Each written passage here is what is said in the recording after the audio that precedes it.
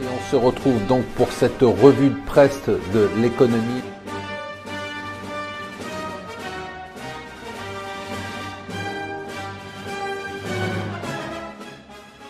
Bonjour et bienvenue sur Mon Financier pour le Morning Zapping. Nous sommes le mardi 21 mai.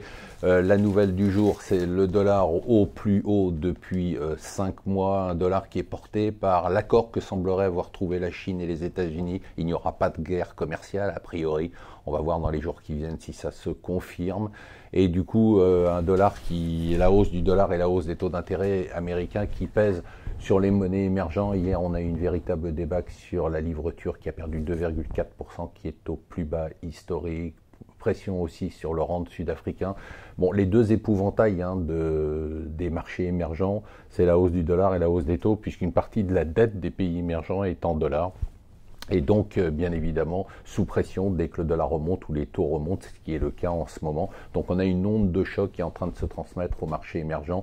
Il faudrait que la hausse du dollar s'arrête pour que les marchés émergents soufflent un peu. L'autre nouvelle du jour, Giuseppe Conte, ne cherchez pas, vous ne le connaissez pas, c'est un professeur de droit, un juriste. C'est lui qui a été proposé par la Ligue et le mouvement 5 étoiles pour devenir président du Conseil. Il n'a aucune expérience politique. Bon, ça ne veut rien dire. Emmanuel Macron n'avait aucune expérience politique ou très peu. Mais on s'attend quand même, quand on voit le programme de cette coalition, à une situation assez chaotique. D'ailleurs, les taux italiens ont flambé hier. On est au-dessus de 2,4%. Vous me direz 2,4%.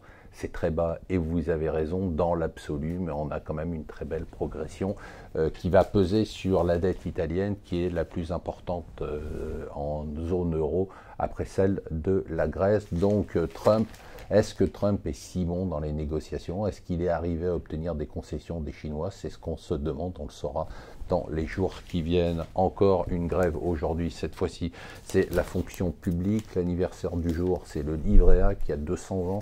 Vous continuez à mettre trop d'argent sur le livret A, on vous le dit, on vous le répète, il faut mettre une partie de cet argent-là sur des contrats d'assurance vie. Et enfin, la bonne perf du jour, c'était la compagnie Ryanair qui a encore annoncé un bénéfice record. Voilà, je vous souhaite une excellente journée et une bonne semaine.